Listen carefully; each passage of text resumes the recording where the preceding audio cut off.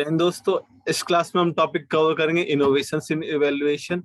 जो evaluation system है उसमें नई नई कौन कौन सी इनोवेशन आ रही है, कौन कौन सी क्रिएटिविटी उसमें आ रही है। पहले क्या होता था, जो इवैल्यूएशन होती थी वो कोर्स पे बेस्ड होती थी, आपका जो सिलेबस है उस पे बेस्ड होती थी, या जो टीचर है उस पे बेस्ड होती थी। उनको ये चीजें सेंटर में लेके होती थी। लेकिन आजकल क्या होता है, जो नई आ रही है वो स्टूडेंट सेंट्रिक हो गया है। सारा का सारा फोकस स्टूडेंट पे होता है कि इंडिविजुअल स्टूडेंट की परफॉर्मेंस क्या रही है।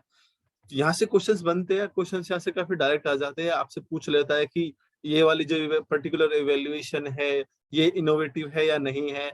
देखिए टॉपिक से सीधा सीधा क्वेश्चन बनता है, आपसे क्वेश्चन में पूछ लेता है कि कौन सी इवैल्यूएशन है जो इनोवेटिव है और कौन सी इवैल्यूएशन है जो इनोवेटिव नहीं है। लास्ट क्लास में हमने टॉपिक कवर किया था टाइप्स ऑफ इवैल्यूएशन, बेसिकली उसी को ही हम आज आगे बढ़ाएंगे। पहले हमने टाइप्स ऑफ इवैल्यूएशन कवर कर लिया था, अब हम पढ़ेंगे कि इवैल्यूएशन में कौन कौन सी इनोवेशन हो रही है। तो स्टार्ट करते हैं। देखिए ये 11 टाइप्स है जो इनोवेशन है इवैल्यूएशन सिस्टम में। एक एक करके हम सबको कवर करेंगे। कॉन्सेप्ट मैप है, कॉन्सेप्ट टेस्ट है, ई पोर्टफोलियो है, पॉडकास्ट एंड ब्लॉग है, टॉक शो है, मिनट पेपर है, आर्टिफिशियल इंटेलिजेंस है, जस्ट इन टाइम टीचिंग है, असेसमेंट रब्रिक्स है, मोक्स एंड स्वयं है, ओबीई है। इनमें से जो सबसे ज्यादा इंपॉर्टेंट है वो आउटकम बेस्ड इवैल्यूएशन है, मिनट पेपर है और कॉन्सेप्ट मैप्स और कॉन्सेप्ट टेस्ट है।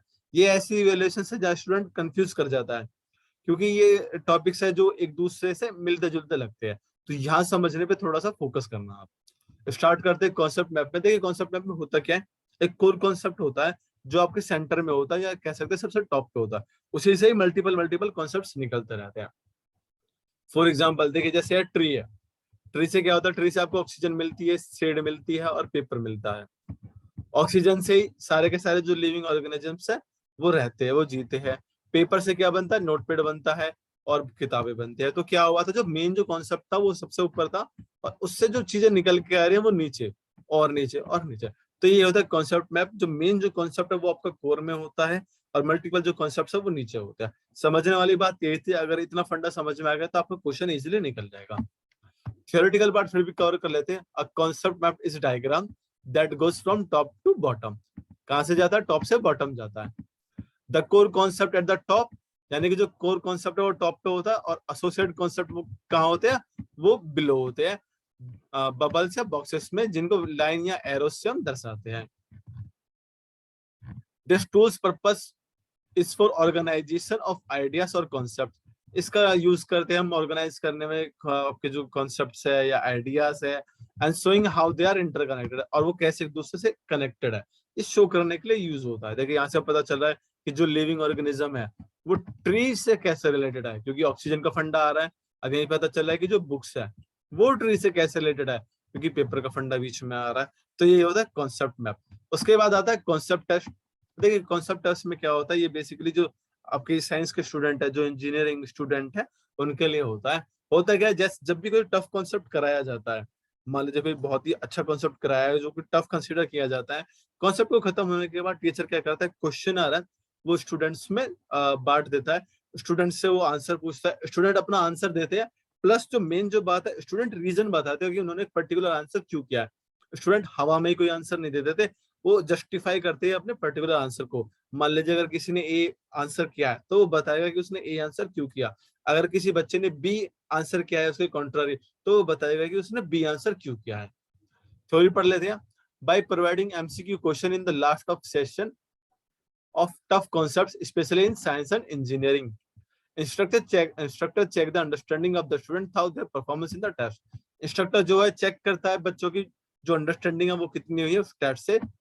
Student try to give reason of their answer and reason why they are correct. Student क्या करते हैं, वो रीजन देते हैं अपने आंसर देने का और बताते हैं कि वही करेक्ट क्यों है। अल्टीमेटली लास्ट में क्या होता है, जो इंस्ट्रक्टर होता है वो डिस्क्लोज करता है करेक्ट आंसर को। अब जो इंस्ट्रक्टर है भैया ये लास्ट में बता देगा कि एग्जैक्ट आंसर क्या था। जो लोग हवा में तीर मार रहे थे ना, खामा के जस्टिफाई कर रहे थे, तो उनको पता चल जाता है कि वो लोग कितने सही और कितने गलत है। उसके बाद है ई पोर्टफोलियो। ई पोर्टफोलियो में बेसिकली कुछ नहीं होता, जो स्टूडेंट्स है इनका एक ऑनलाइन पोर्टफोलियो बन जाता है। हर एक स्टूडेंट का अलग एक पोर्टफोलियो होता है, वो साथ के साथ देखता रहता है कि जो कोर्स होना था उसने कितना कवर कर लिया और इस टाइम तक कितना कवर होना चाहिए था। प्लस एक जो स्टूडेंट है ना, वो दूसरे स्टूडेंट से और तीसरे स्टूडेंट से कंपेयर कर सकता है अपनी परफॉर्मेंस, वो कहाँ तक पहुंच रहा है, और बाकी के जो स्टूडेंट है ना, जो उसके दोस्त है, वो किस लेवल तक पहुंचे हैं। थोड़ी देख लेते हैं। Online storage of progress and learning of course, online store किया जाता है आपकी प्रोग्रेस और learning of course. Student can check the real time understanding level of their course, real time में वो अपनी अंडरस्टैंडिंग लेवल चेक कर सकते हैं और कंपेयर कर सकते हैं दूसरे से, यानी कि एट ए टाइम पता चल जाता है कि कितना कोर्स कंप्लीट होना था कितना नहीं। बेसिकली मैं कहूँ कि अगर हमने कॉपी में प्लान बना रखा है कि 1 महीने में हमारा इतना सिलेबस खत्म हो जाना चाहिए था, तो वही चीज इन्होंने कर रखी है, इन्होंने ऑनलाइन वो चीज बना रखी है। साथ के साथ वो कंपेयर करे अपने दोस्तों से कि भैया उसका कितना हो गया। उसके बाद है podcast, blog and talk show. देखिए ये तो टॉक शो ही होगा, जैसे कपिल शर्मा का शो होता है वो हो गया टॉक शो। तो वहीं आते हैं लोग, आते हैं बात करते हैं और इनोवेशन होती है। टीचर क्या करता है, बहुत सारे स्टूडेंट्स को बुला लेगा और फिर इवेलुएट करेगा उनको बात करके। व्लॉग्स होते हैं, व्लॉग्स आपको पता है क्या हो गया, जो यूट्यूब पे जो वीडियो डल रही है यही व्लॉग्स होते हैं। पॉडकास्ट होता है जो कि बस ऑडियो फाइल होती है, स्पॉटिफाई वगैरह पे जो आती है यही होती है। Visual verbal file of the learner where they present their understanding of different concept and issue. Visual verbal file होती है जहाँ स्टूडेंट जिनको बनाता है अपने अंडरस्टैंडिंग बताता है, अगर कोई इशू आता है तो वो उसको भी बताता है। तो क्योंकि टेक्नोलॉजी का यूज हो रहा है तो इनोवेशन हो गई है। उसके बाद है मिनट पेपर। मिनट पेपर काफी इंटरेस्टिंग है। देखिए होता क्या है, जब कोई क्लास खत्म हो जाती है तो टीचर क्या करता है क्लास के एंड में, ये जनरली सबके लिए है, टीचर क्या करता है 1 या 2 मिनट दे देता है बच्चों को लिखने के लिए कि आज जो आपने पढ़ा है वो बताइए, 1 मिनट में लिखिए। ये बहुत ही अच्छी चीज होती है, बच्चों का साथ के साथ ही रिवीजन हो जाता है।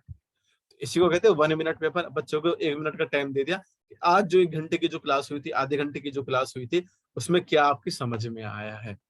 ऐसा टीचर को पता चल जाता है कि बच्चे कौन कौन सी चीजें पकड़ पाए हैं, प्लस कौन कौन सी चीजों में टीचर को खुद को अपनी अप्रोच बदलनी है, ये भी टीचर को पता चल जाता है। दूसरी बात है एआई असेसमेंट, जहाँ आर्टिफिशियल इंटेलिजेंस का यूज हो रहा है, एप्लीकेशंस वगैरह का यूज हो रहा है स्टूडेंट को ग्रेड करने के लिए, वो है एआई सिस्टम।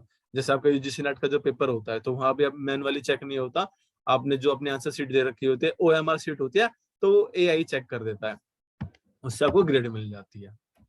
उसके बाद जस्ट इन टाइम टीचिंग। देखिए जस्ट इन टाइम टीचिंग में क्या होता है, जो टीचर है, टीचर क्या करता है बच्चों को ऑनलाइन असेसमेंट दे देता है 1-2 घंटे पहले, और बच्चे उस असेसमेंट को फिल करके दे देते हैं। उससे टीचर को पता चल जाता है कि बच्चों की ना पहले से अंडरस्टैंडिंग कितनी है, बच्चों को पहले से कितना पता है। अब फायदा यह है कि उसे पता चलेगा कि बच्चों को पता कितना है, तो अपने लेक्चर को वो मॉडिफाई कर लेगा, वो वही चीज अपने लेक्चर में इंक्लूड करेगा जो बच्चों को पहले से नहीं पता है, ताकि बच्चों का भी टाइम बच जाए और उसका भी टाइम बच जाए। देखिए student complete the assignment 1 or 2 hours before the class on topic which would be discussed in the class through web portal, which enable teacher to understand the pre-existing knowledge of student and plan lecture according to student। वही हो रहा है, teacher ने पहले पूछ ले बच्चों से कि बताओ भाई तुमको पता क्या है। अब क्योंकि वेब पोर्टल से हो रहा है तो इनोवेशन हो गई है, ऑनलाइन हो रहा है तो इनोवेशन हो गई। टीचर ने क्या किया, मॉडिफाई कर दिया अपना लेक्चर, ताकि जल्दी से जल्दी वो अपना सिलेबस जो है खत्म करा सके, जो चीज बच्चों को पहले से ही पढ़ा है पता है वो रिपीट ना कराए। उसके बाद मोक्ष एंड स्वयं, ये मैंने आपको बताया ही ये क्या है। मोक्ष एंड स्वयं की स्पेशल एक वीडियो बनी है। होता क्या, ऑनलाइन वीडियोस है, ऑल इंडिया के जो बेस्ट जो टीचर्स है वो वीडियोस बनाते हैं, साइंस में हो गए या ह्यूमैनिटीज में हो गए, तो वीडियोस बना के वो अपलोड कर देते हैं।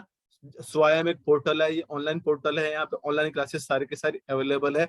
इसके कुछ बैरियर्स भी होते हैं, जैसे कि 70% जो डाटा है वो इंग्लिश में अवेलेबल है, और सारे के सारे जो इंडियन है सब तो इंग्लिश में कंफर्टेबल नहीं है। दूसरा इसका जो बैरियर था वो ये था कि इनकी एक्सेस के लिए आपके पास नेट होना चाहिए, मोबाइल फोन होना चाहिए, इंटरनेट कनेक्शन होना चाहिए। ये कुछ बैरियर्स है जो सबके पास नहीं है। फिर आपको डिजिटल लिटरेसी भी होनी चाहिए, आपको यूज करना भी आना चाहिए। उसके बाद आउटकम बेस्ड इवैल्यूएशन। देखिए आउटकम बेस्ड इवैल्यूएशन जिसमें सबसे ज्यादा लोग कंफ्यूज होते हैं। होता क्या है कि आप लोगों को बता दिया जाता है कोई भी एक एक्टिविटी करने से पहले कि इसका आउटकम क्या होगा। फॉर एग्जांपल जैसे मैं क्लासेस करता हूँ तो मैं क्लास करने से पहले आपको बता देता हूँ कि टीचिंग एप्टीट्यूड, रिसर्च एप्टीट्यूड और बाकी के सारे पार्ट मुझसे पढ़ने के बाद पेपर 1 में आप 40 के पास जाने वाले हो। तो ये तो मैंने आपको बता दिया कि इतना आउटकम आने वाला है। एक्चुअली आप कितना जाते हो उससे फिर आप कंपेयर करते हो एक एक स्टूडेंट को, कि एक एक स्टूडेंट में दिक्कत क्या है, कहाँ तक वो पहुंच पाया और कहाँ तक नहीं पहुंच पाया। अलग एग्जांपल देता हूँ, मान लीजिए कि मैंने आपको बताया कि जो रिसर्च है वो कैसे होती है, टाइप्स ऑफ डाटा क्या होते हैं, डाटा कैसे कलेक्ट होता है। उसके बाद जब मैंने आपकी क्लास ले लिया, आप लोग अपने अपना सिनॉप्सिस बना लिया, प्रपोजल बना लिया, अब आपको डाटा कलेक्ट करना है, तो आपको पता होना चाहिए कि डाटा कलेक्ट करने के लिए टूल कौन सा यूज करना है, प्राइमरी डाटा कैसे कलेक्ट होगा, सेकेंडरी डाटा कैसे कलेक्ट होगा। तो ये होता है आउटकम बेस्ड इवैल्यूएशन। आपको पहले हमने आउटकम बता दिया कि आउटकम क्या होना चाहिए, उसके बाद एक पर्टिकुलर स्टूडेंट कितना कर पा रहा है, ठीक है। थ्योरी देखते हैं। Outcome of the study is decided before starting the course, the ability of learner in applying the learning define the success. यानी कि जो लर्नर की जो एबिलिटी है वो कितना अप्लाई कर पा रहा है लर्निंग कोर्स की, उसी से पता चलता है कि कोर्स कितना सक्सेसफुल है। जैसे मैंने अभी आपको एग्जांपल दिया था कि मैंने आपको रिसर्च की क्लास कराई थी, रिसर्च मैंने आपको सारा समझा दिया था, और अब आप कितने कंफर्टेबल हो रिसर्च में। जैसे कि एग्जांपल दे रखा है कि which tool will be used to collect primary data, यानी कि आपको प्राइमरी डाटा कलेक्ट करना है। प्राइमरी डाटा वो होता है जो फर्स्ट टाइम आप लोग कलेक्ट कर रहे हो, जो पहले से अवेलेबल नहीं होता।